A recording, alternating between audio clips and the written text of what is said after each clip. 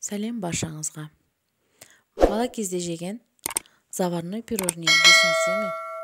Есіңізде жоқ болса, онда бірге жасайтын боламыз. Менің каналымнан алыстамаңыз.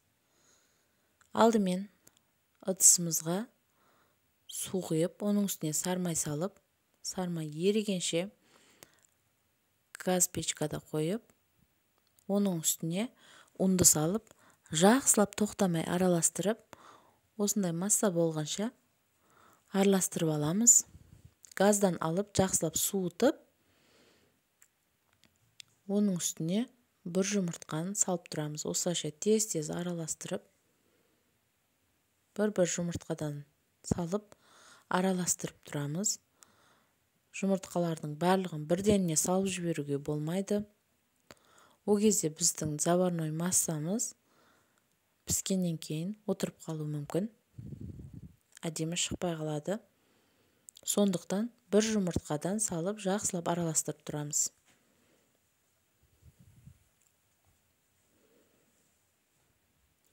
Достар, менің каналыма тіркелмеген болсаңыздар, тіркеліп, лайктарыңызды басып, комментарийлер жазып кетуді ұмытпаңыздар.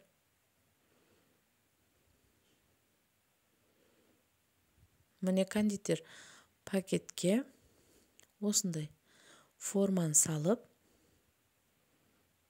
бокалдың ішіне жақсылап орналастырып аламыз да, дайын болған заварной массаны салып шығамыз.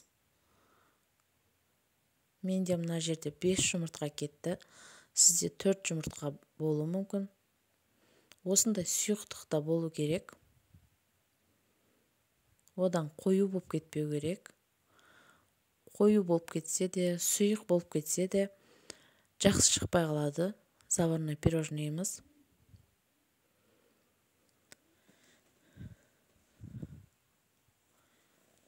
Енді дайын болған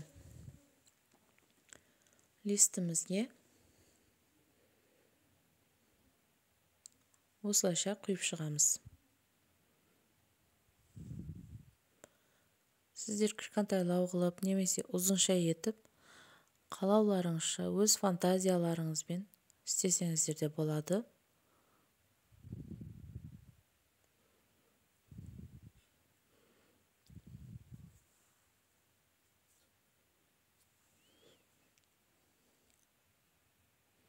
Міне барлығын құйып дайындап алдық.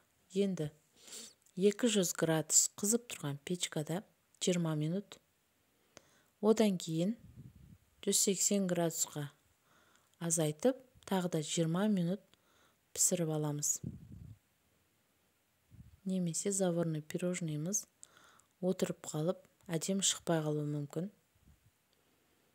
Сіздерге міне тағы да кішкентай түрінде жасап көрсетіп жатырмын. Түсінікті болсын деп.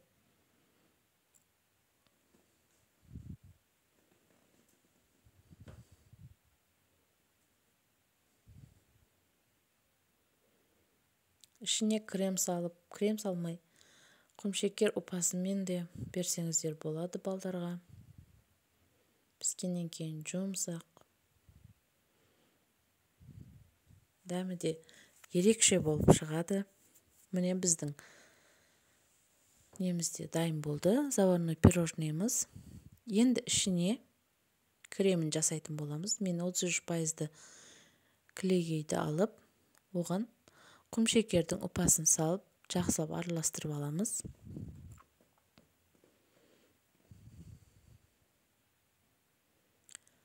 Творожный сырды қосып, қою крем етіп жасасаңыздар да болады. Менде кілеге бар екен, сонымен істеп жатырмын. Загуститель крема дегенде де қосып жіберсеңіздер, қаймағымыз қатты қоюлана түседі тағы да. Енді міне кондитер пакетімізге дайындап қойған кремді салып аламыз.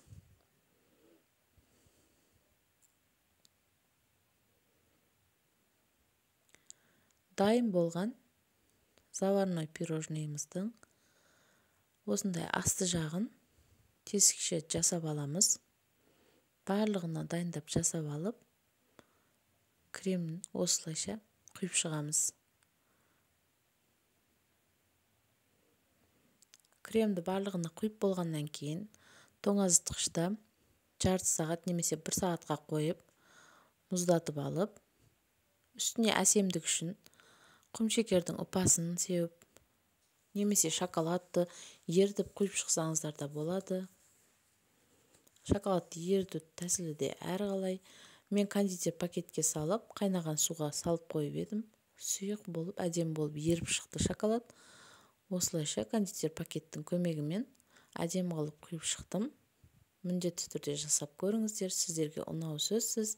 Ас болсын.